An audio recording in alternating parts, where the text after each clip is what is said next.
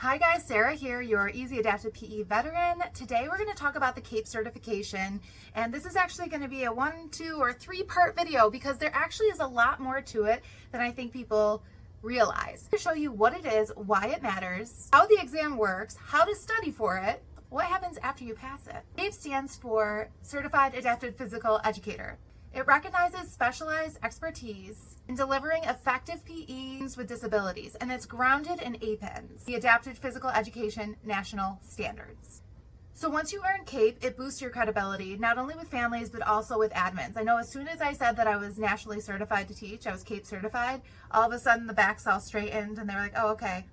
Like, they're not gonna, it's just like as a special education teacher, they can get nationally certified or they can get their big old certification. It's the same thing. We're showing that we put in the extra work. We are not able to teach it no matter where we are because we are experts in the field. And that's a really, really powerful thing.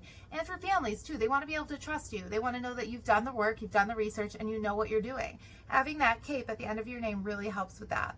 Also, we can help with job qualifications or in some states endorsements. You know, if you have on there that you're a certified adaptive physical educator, you might get moved to the top of the pile when they're looking through applications of who they want to have on their team. It also connects you with professional resources and community. I know as soon as I got the CAPE and I started talking to different people that were within that little community, it really opened a lot of doors for me. I was able to jump into different positions and meet with new people and collaborate on different projects because I was CAPE certified. There's 2 categories for eligibility. There's practitioner, and then there's higher educator, practitioner, faculty, personnel. All initial candidates must pass the APEN. So initially, everybody's got to do it. After that is when there starts to be a little bit of a change in the rules.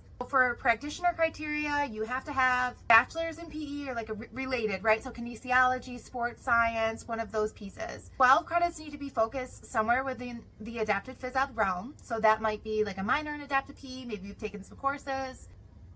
And then 200 hours that are documented with just adapted phys ed instruction. So you're just working with those students with disabilities, 200 hours. And finally, you need to have a current PE teaching certificate. So the higher ed criteria is a little bit different. You have to have a graduate degree in PE, APE, EA, special education, something again within that realm. 15 credits, APE, specific across those degrees, or that degree, and 2+ years in higher education. And then finally, you want 15+ credit hours as the instructor on record for teaching an adapted phys ed course or supervision hours directly tied to that instruction. So that was what is the CAPE exam, why is it important, why should you go for it, and who is eligible.